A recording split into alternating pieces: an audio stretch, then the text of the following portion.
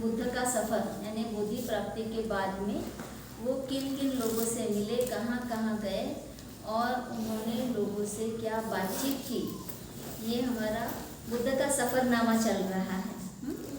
तो कल हमने देखा कि गया शीर्ष पर यानी गया पर्वत के शीर्ष पर उन्होंने उपदेश दिया था। राग मोह लोभ ये किस तरह से अग्नि की तरह हमें जलाते हैं, नष्ट करते हैं, ये हमने उनका उपदेश कल समझा। अब उसके आगे हम आगे का देखते हैं। कहानी ये है कि राजगृह में बिंबिसार की दीक्षा, ये शीर्षक है। राजगृह में बिंबिसार की दीक्षा मतलब राजा बिंबिसार बुद्ध का शिष्य बना, अनुयायी बना। उसकी क्या कहानी है वो हम देखते हैं। भगवान गया शीश में इच्छानुसार विहार कर राजा बिंबिसार से की हुई प्रतिज्ञा का स्मरण कर सभी 1000 पुराने जटिल भिक्षुओं के महान भिक्षु संघ के साथ चारिका के लिए चल दिए। अभी ये क्या याद किया उन्होंने, भगवान को क्या याद आया राजा बिंबिसार से संबंधित बात?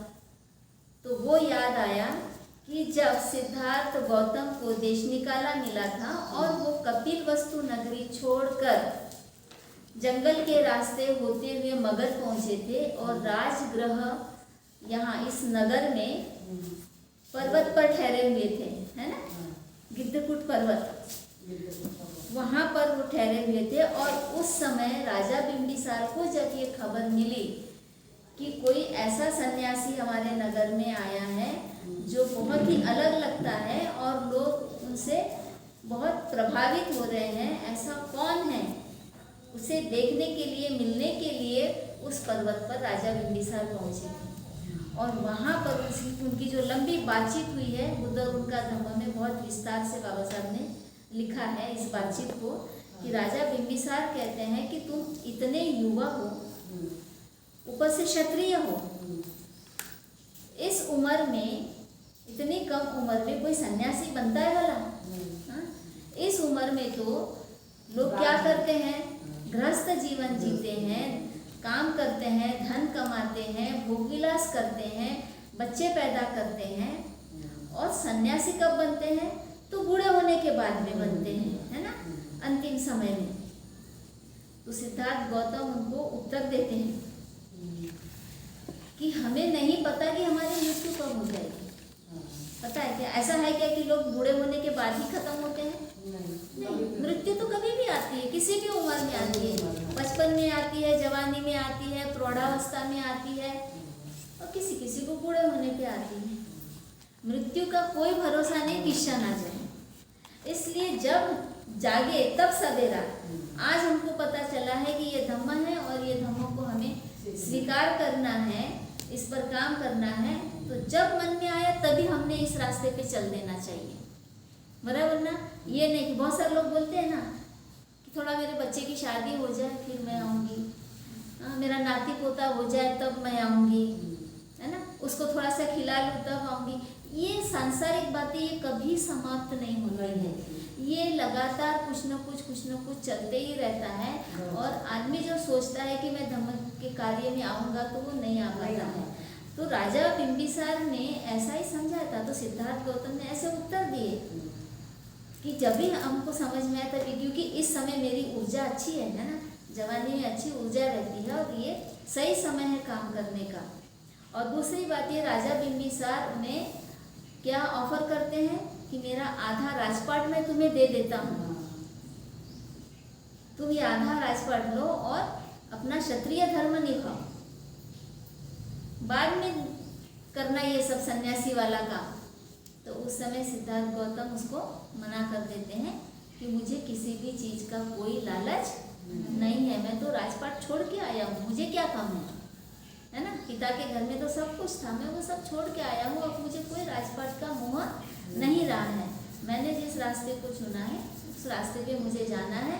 लोग क्यों दुखी होते हैं, दुख का कारण क्या है, उसका निवारण क्या है, क्या उपाय है, ये खोजने के लिए मैं निकला हूँ और मैं वही काम करूँगा। उस समय राजा बिंबिसार इतना उनको कन्विंस करने की कोशिश करते हैं, फिर भी सिद्धार्थ गौतम अपनी बातों से उनको कन्विंस कराते हैं कि उनकी सोच, उनका रास्ता कितना सही है। और तब राजा बिंबिसार बोलते हैं कि ठीक है, आप जाइए और आप दुख मुक्ति का रास्ता खोजिए, लेकिन जब भी आपको बोधि प्राप्त होगी तो आप मेरे राज्य में मिलने के लिए अवश्य आइए। ये वादा करते हैं। सिद्धार्थ गौतम बोलते मैं अवश्य आऊँगा, बोधि प्राप्ति के बाद में, ज्ञान प्राप्त होने के बाद मैं तुमसे मिलने जरूर आऊँगा। तो इस समय जब वो गया में रुके हुए हैं, राजा बिंबिसार की ये बात उन्हें याद आ रही है और इसलिए वो तय करते हैं कि अगला सफर कहाँ का होगा, तो राजगृह का होगा। और कितने उनके शिष्य साथ में हैं? 1003 लोगों को इन्होंने गिना नहीं है ना। 1003 शिष्य उनके साथ में चल पड़ते हैं। भगवान क्रमशः चारिका करते राजगृह पहुँचे। वहाँ भगवान राजगृह में लट्ठी का मतलब दिया हुआ है राजगिरी के पास का जठियाव, ये किसी गांव का नाम है। लट्ठी वन के सुप्रतिष्ठित चैत्य में ठहरे, ये वन का नाम है लट्ठी, और यहाँ पर उस दिया हुआ है उसका पुराना नाम यट्ठी और जट्ठी, जठियाव, इस तरह के नाम बदलते रहते हैं, अपभ्रंश होते रहता है। ये एक वन का नाम था। उस वन के सुप्रतिष्ठित चैत्य में वो आकर ठहरे। ये चैत्य कहाँ था? राजगृह के एक वन में, और वो बहुत प्रसिद्ध था। मगध राज श्रेणिक बिंबिसार ने अपने माली के मुंह से सुना। देखो किसके मुंह से सुन रहे राजा बिंबिसार इस खबर को? माली के मुंह से, कि शाक्य कुल से साधु बने शाक्य पुत्र श्रमण गौतम राजगृह में पहुंच गए हैं। राजगृह में लट्ठी वन के सुप्रतिष्ठित चैत्य में विहार कर रहे हैं। उन भगवान गौतम का ऐसा मंगल यश फैला हुआ है, वह भगवान अरहत है, सम्यक संबुद्ध है, विद्या और आचरण से युक्त है, सुगत है, लोगों के जानने वाले हैं, उनसे उत्तम कोई नहीं है। ऐसे पुरुषों के वे चाबुक सवार है, देवताओं और मनुष्यों के उपदेशक है, ऐसे वह बुद्ध भगवान है। ये जो हम बुद्ध वंदना में जो बुद्ध के गुणों की बात करते हैं ना, 9 गुण, वो 9 गुण यहाँ पर वर्णन किए हुए हैं कि लोगों में इस तरह का उनके बारे में प्रचार है कि वो कैसे व्यक्तित्व के धनी हैं। ये सारा उन्होंने सुना था, उनका ऐसा यश फैला हुआ था। वह ब्रह्मलोक, मारलोक, देवलोक सहित इस लोक को, देव मनुष्य सहित साधु ब्राह्मण युक्त सभी प्रजा को स्वयं समझ साक्षात्कार कर जानते हैं। यानी उन्होंने अपने स्वयं के अनुभव से ये सारी बातों को जाना है, सारे ज्ञान को जाना है। वह आदि में कल्याणकारक, मध्य में कल्याणकारक, अंत में कल्याणकारक धर्म का अर्थ सहित, व्यंजन सहित उपदेश करते हैं। कैसी कीर्ति फैली है बुद्ध की कि वो अपने धम्म को कैसे जाने हैं? स्वयं की अनुभूति से जाने हैं, स्वयं अनुभव करके जाने हैं। और कैसा धम्म है? तो आदि में भी कल्याणकारक, यानी शुरुआत में भी कल्याणकारक है, मध्य में भी कल्याणकारक और अंत में भी। तुम धम्म का कोई भी सिरा पकड़ लो, मध्य का पकड़ो या पहले का या आखिरी का, उसमें तुम्हें मनुष्य के कल्याण की ही बात मिलेगी, है ना। ऐसा ये धम्म कल्याणकारक है। और तथागत बुद्ध ने उसका वर्णन बहुत ही सुंदर तरीके से किया है, उसका उपदेश बहुत ही अच्छे से समझा कर किया है, उसके एक एक शब्द की व्याख्या अच्छे से की है। वह केवल पूर्ण और शुद्ध ब्रह्मचर्य का प्रकाश करते हैं। पूर्ण और शुद्ध ब्रह्मचर्य यानी पूर्ण ज्ञान और शुद्ध ज्ञान, इसका वो उपदेश करते हैं, प्रकाश करते हैं, यानी उसके बारे में वो बताते हैं, जिससे कि लोगों के बुद्धि में उजाला हो जाता है ना। ज्ञान से उजाला होता है ना, ज्ञान का उजाला होता है। इस प्रकार के अरहत लोगों का दर्शन करना उत्तम है।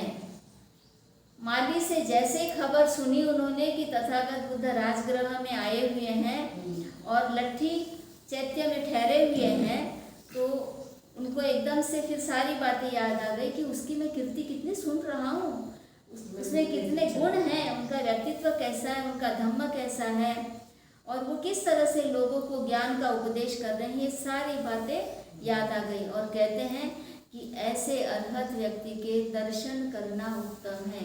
दर्शन करने का मतलब क्या है? केवल देखना नहीं, देखने के ये आंखों से देखना, और उनकी जो बातें हैं, उनका जो ज्ञान दर्शन है, उसको बुद्धि से, मन की आंखों से भी देखना, समझना, वो पूरी तरह से दर्शन होता है।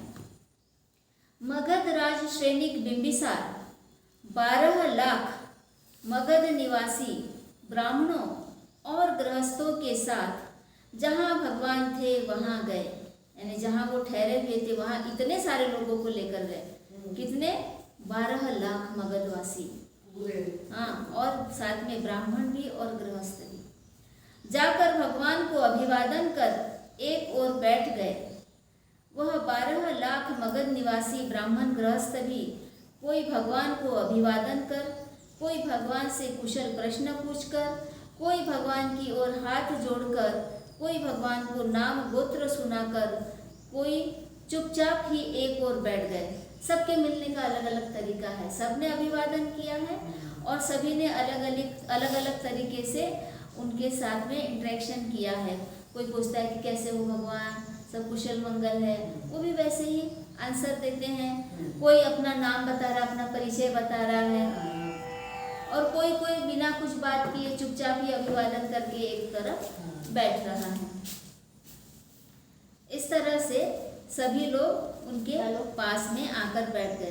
तब उन 12 लाख मगध के ब्राह्मणों गृहस्थों के चित्त में होने लगा। ये 12 लाख जो गृहस्थ और ब्राह्मण बैठे थे, उनसे मिलने के लिए आए थे, इनके चित्त में एक बात आ गई। वो क्या बात थी? क्यों जी, क्यों जी, प्रश्न कर रहे हैं किसी से। क्यों जी, महाश्रमण गौतम उर्वेल काश्यप का शिष्य है। प्रश्न हो रहा है, क्यों जी महाश्रमण गौतम उर्वेल काश्यप का शिष्य है, अथवा उर्वेल काश्यप महाश्रमण का शिष्य है। अच्छा, ये समझ। अब लोगों के मन में देखो प्रश्न कैसे उत्पन्न हो गया है, क्योंकि वो भी जाना माना व्यक्ति था, है ना। महाकाश्यप ने, उर्वेल काश्यप, महाकाश्यप दूसरा था ना जो बाद में आया, इसका नाम है उर्वेल काश्यप। इसके भी 500 शिष्य थे, लोगों में जाने माने थे। तो लोग जब बैठे, ब्राह्मण भी थे, गृहस्थ भी थे, अन्य वर्णों के लोग भी थे, सबको ये दोनों को इकट्ठा देख के प्रश्न उत्पन्न हो गया कि ये उनका शिष्य है या ये उनका शिष्य है, कौन किसका शिष्य है, ये प्रश्न उपस्थित हुआ। तब भगवान ने उस 12 लाख मगधवासी ब्राह्मणों और गृहस्थों के चित्त के वितर्क को जान आयुष्मान उर्वेल काश्यप से गाथा में कहा। गाथा कही, किससे? उर्वेल काश्यप से कही।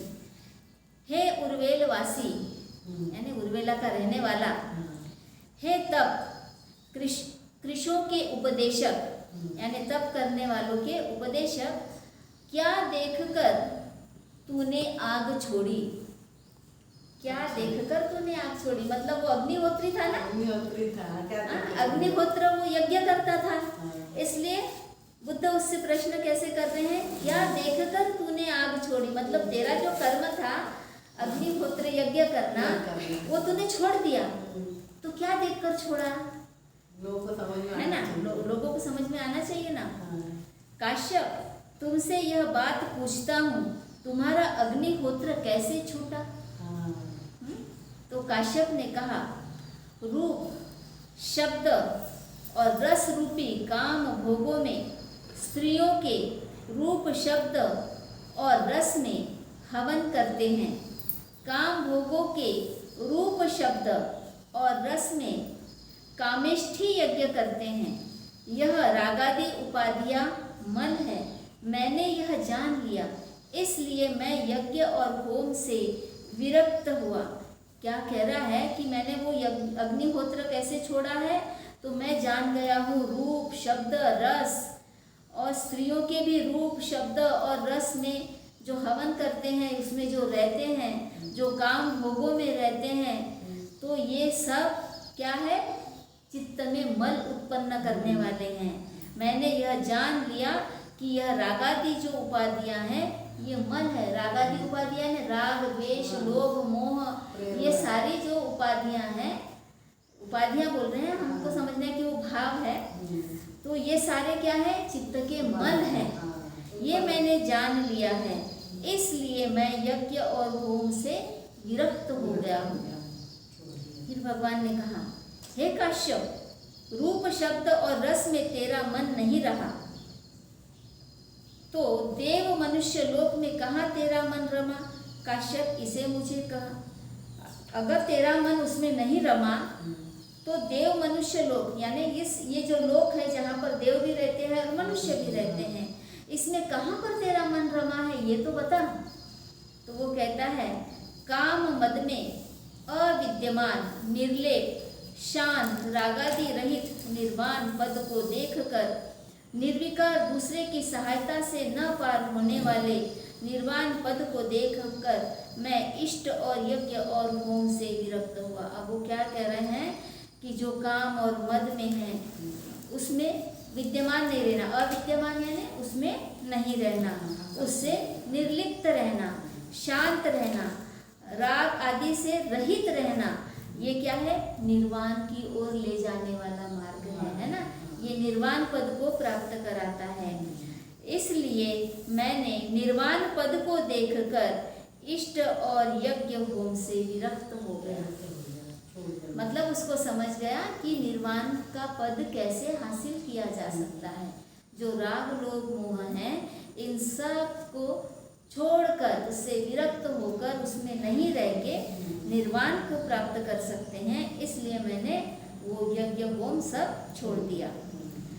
तब आयुष्मान उर्वेल काश्यप आसन से उठ, मतलब ये बोलने के बाद, ये बातचीत के बाद आयुष्मान उर्वेल काश्यप अपने आसन से उठ, ऊपर ने यानी ऊपर का जो वस्त्र है उत्तरासंग को एक कंधे पर कर भगवान के पैरों पर शीर रख भगवान से बोले, भंते भगवान मेरे गुरु हैं, मैं शिष्य हूँ। भंते भगवान मेरे गुरु है, मैं शिष्य हूँ।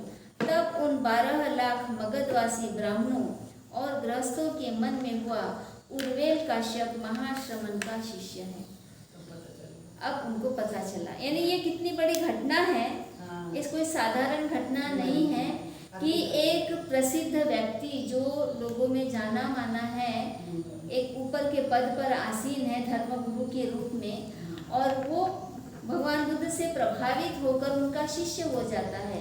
लेकिन जब दोनों एक साथ जा रहे हैं, एक मंच पर बैठ रहे हैं और सामने जनसमूह है, तो उनमें इस तरह की बातचीत होना स्वाभाविक है ये बातचीत होना।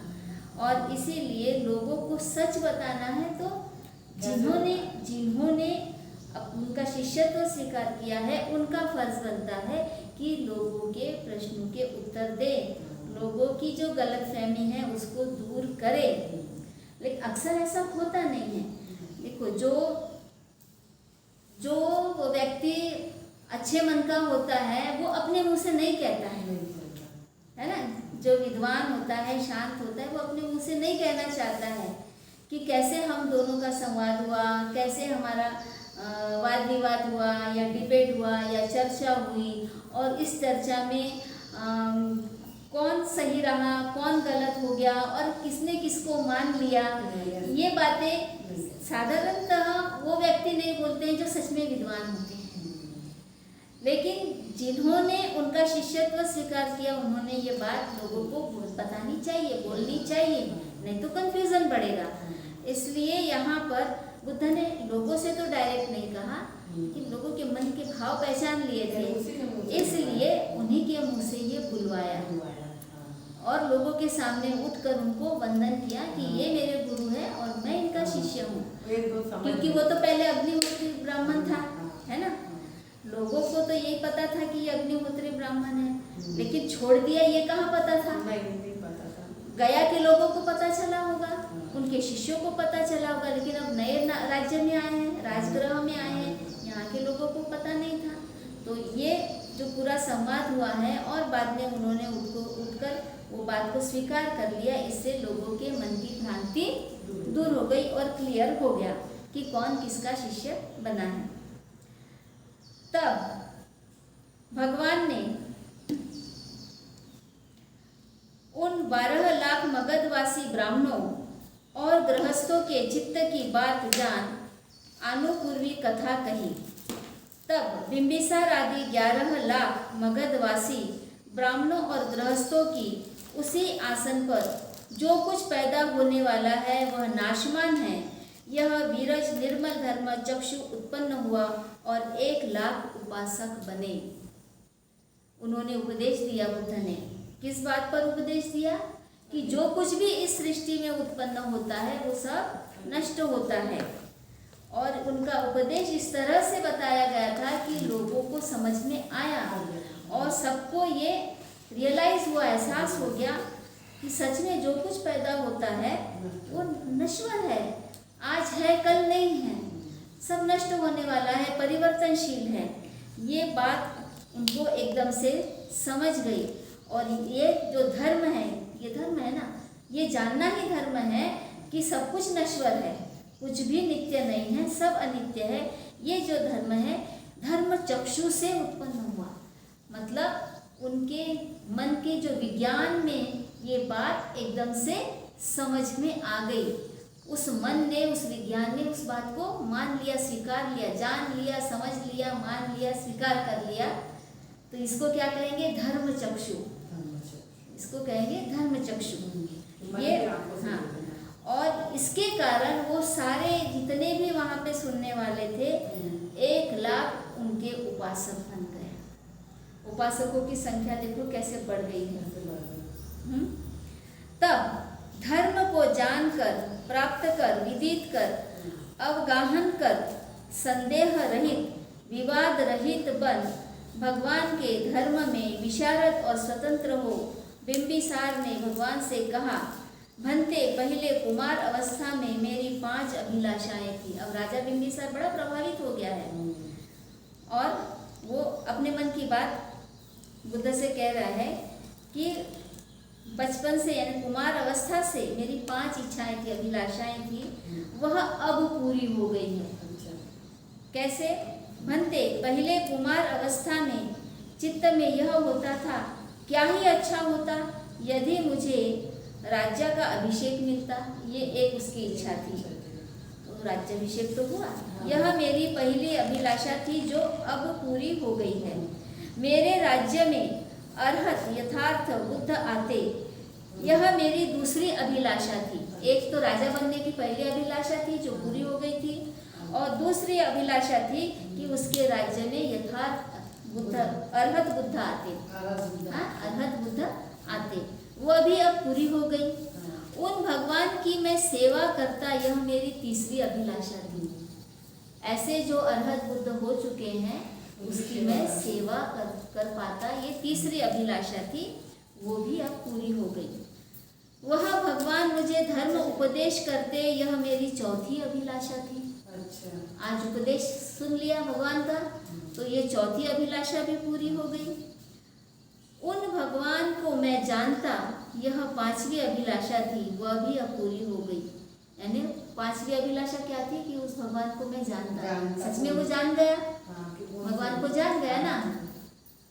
भंते, आश्चर्य है भंते, जैसे औंधे को सीधा कर दे, ढके को उघाड़ दे, भूले को रास्ता बतला दे, अंधकार में तेल की रोशनी रख दे, जिसमें आँख वाले रूप देखे, ऐसे ही भगवान ने अनेक प्रकार से धर्म को प्रकाशित किया। इसलिए मैं भगवान की शरण लेता हूँ। धर्म और भिक्षु संघ की भी आज से भगवान मुझे हाथ जोड़ शरण में आया उपासक जाने। भिक्षु संघ सहित कल के लिए मेरा निमंत्रण स्वीकार करें। राजा बिंबिसार पहले उपदेश से ही इतना जागरूक हो गया, पूरी तरह से वो उनके धम्म को समझ गया। वो क्या कह रहे हैं कि जैसे उजाला होता है तो उजाला होने पर हर चीज स्पष्ट दिखाई देती है। वैसे ये ज्ञान के चक्षु खुल गए, ज्ञान के चक्षु ऐसे खुले कि जो उल्टी चीज थी वो सीधी दिखने लगी, यानी सीधी हो गई है। सारे पर्दे हट गए हैं, जो भी नहीं जानते थे वो भी जान गए हैं। और सबसे इम्पोर्टेंट बात क्या जान गए हैं कि सारे संस्कार सब कुछ अनित्य है, सब नष्ट होने वाला है, सब नश्वर है, इसलिए किसी चीज का मोह नहीं करना चाहिए, ये वो जान गए थे। और फिर उन्होंने कहा कि मैं भगवान की शरण लेता हूँ, धम्म की शरण लेता हूँ, भिक्षु संघ की, यानी 3 शरण लेकर उन्होंने उनका उपासक बनना स्वीकार किया। भगवान ने मौन रहा उसे स्वीकार किया। ये हमने पहले भी बताया कि जब मौन रहते हैं उसका मतलब हाँ है ना, और नहीं बोलने का रहा तो मुंह से बोलना है ना। अब यहाँ पे मौन है मतलब उसका उपासकत्व स्वीकार कर लिया। तब मगध राज सैनिक बिंबिसार भगवान की स्वीकृति जान आसन से उठ भगवान को अभिवादन कर प्रदक्षिणा कर चला गया। मगध राज सैनिक बिंबिसार ने उस रात के बीतने पर उत्तम खाद्य भोज्य तैयार करा, भगवान को काल की सूचना दी। काल की सूचना दी यानी भोजन का समय हो गया, इसकी सूचना दी। बनते काल हो गया, भोजन तैयार है। तब भगवान पूर्वाह्न समय सुआच्छादित हो, यानी अच्छे से अपने तन को ढककर पात्र और चीवर ले सभी 1,000 पुराने जटिल भिक्षुओं वाले महान भिक्षु संघ के साथ राजगृह में प्रविष्ट हुए। अभी वो जटिल नहीं रहे, सबने अपनी जटाएं उतार दी थी, अब सारे भिक्षु हो गए हैं और ये सारे लोगों को लेकर वे राजगृह में भोजन करने के लिए गए। उस समय देवों का इंद्र शक्र ब्राह्मण कुमार का रूप धारण कर, मतलब उस समय के लोग ऐसे वेशांतर करके जाते थे। हमने कई कहानियों में सुना है कि राजा वेशांतर करके अपने राज्य में घूमता था कि मेरे राज्य में सब ठीक ठाक चल रहा है कि नहीं, एक तरह से जासूसी करना। तो यहाँ पर जो शक्र था वो भी भेष बदल कर आया था। कौन सा भेष लिया था? ब्राह्मण कुमार का। ब्राह्मण कुमार यानी ब्राह्मण का बेटा, यानी बामन का वेश लेके आया था, छोटा बच्चा का। बुद्ध सहित भिक्षु संघ के आगे आगे यह गाथाएं गाता हुआ चलता था। कैसे चल रहा था वो? जो ब्राह्मण कुमार का भेष लेके आया था वो भिक्षु संघ के आगे आगे गाथा बोलते चल रहा था। भगवान राजगृह में प्रवेश कर रहे हैं। पुराण जटिलों के साथ संयमी, मुक्तों के साथ वह मुक्त कुंदन जैसे वर्ण वाले भगवान राजगृह में पुराने शांत जटिलों के साथ शांत मुक्त के साथ वह मुक्त कुंदन जैसे पुराने मुक्त जटिलों के साथ मुक्त विप्रमुक्तों के साथ विप्रमुक्त कुंदन जैसे पुराने पार उतरे जटिलों के साथ भव पार उतरे विप्रमुक्तों के साथ वह विप्रमुक्त कुंदन जैसे। ये गाथा गा रहा है, वही बातें दोहरा रहा है और उस गाथा में वो बता रहा है कि कैसे पुराने जटिलों को इसने परिवर्तित कर दिया है। ये कितने शांत है, कितने संयमी है, उनकी इस तरह से वो स्तुति करते जा रहे हैं। उसकी तुलना की है कुंदन से। कुंदन क्या होता है? सोने को ही बोलते हैं कुंदन, है ना। तो वो कैसे तेजस्वी है, कैसे मुक्त है, कैसे शांत है, इस तरह से उस गाथा में वो उनका गुणगान करते हुए आगे चल रहा है। 10 आर्य निवास 10 बल 10 धर्म सहित 10 से युक्त 10 युक्त भगवान राजगृह में प्रवेश करते हैं। लोग देवों के इंद्र शक्र को देखकर ऐसा कहते थे, अहो यह ब्राह्मण कुमार सुंदर है। बच्चे जैसा दिख रहा है ना, तो उसको कह रहे ये ब्राह्मण कुमार कितना सुंदर है। अहो यह कुमार दर्शनीय है, अहो यह कुमार चित्त को भला लगने वाला है। किसका यह मानवक है? मानवक का मतलब भी शिष्य होता है। पहले के समय में मानवक शब्द भी शिष्यों के जैसे सामने बोलते हैं, वैसे ही मानवक भी बोलते हैं। तो कह रहे हैं कि इतना प्यारा लग रहा है, आगे आगे चल रहा है और संघ की बुद्ध की स्तुति करते हुए चल रहा है, बड़ा प्यारा लग रहा है। किसका यह शिष्य है? ऐसा कहने पर देवों का इंद्र शक्र उन मनुष्यों से गाथा में बोला, जो धीर, सबसे बुद्धिमान, शांत, शुद्ध, अनुपम पुरुष है, लोक में अरहत सुगत है, उनका मैं परिचारक हूँ।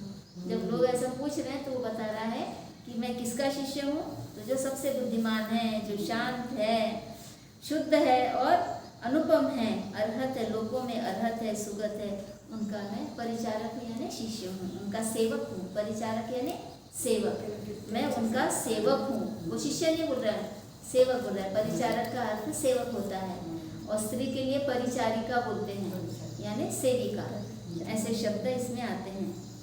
तब भगवान जहाँ मगधराज श्रेणिक बिंबिसार का घर था वहाँ गए, जाकर भिक्षु संघ सहित बिछे आसन पर बैठे। तब मगधराज ने बुद्ध सहित भिक्षु संघ को अपने हाथ से उत्तम भोजन कराया, संतृप्त कराया, पूर्ण कराया, और भगवान के पात्र से हाथ खींच लेने पर एक और बैठ गया। एक और बैठे मगधराज के चित्त में हुआ, फिर चित्त में कोई नई बात आ गई है, भगवान कौन सी जगह विहार करें। प्रश्न क्या उपस्थित हो रहा है, विहार करें मतलब कहाँ पर रहे।